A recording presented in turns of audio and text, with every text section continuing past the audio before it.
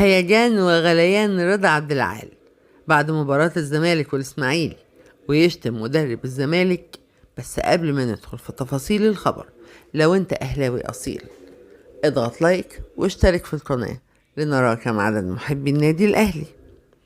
بعد مباراة الزمالك والإسماعيلي في الجولة 26 من الدوري المصري، فقد صرح الكابتن رضا عبد العال وقال: لعيبة الزمالك دي لا عندها دم ولا إحساس، ولعيبة عالة على النادي الزمالك، عايزين ياخدوا فلوس وخلاص، لكن يلعبوا زي الناس ويفوزوا ويعملوا حاجة لنفسهم وتاريخهم لا، مش مهم.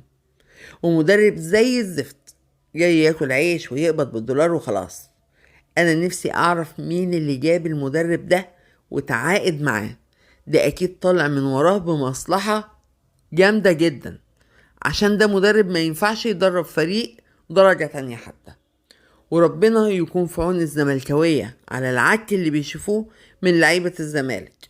والمدرب ده والله من أول مباراة وأنا قلت عليه ده جاي ياكل عيش، ومدرب لا يفقه شيء في كرة القدم. شوفوا الفرق بينه وبين مارسيل كولر مدرب الأهلي، واللي عمله في الترجي التونسي امبارح في نصف نهائي أفريقيا، وخلاص يعتبر الأهلي وصل النهائي. وهو ده كان رد فعل وتعليق رضا عبد العال بعد مباراة الزمالك والإسماعيلي في الدوري المصري.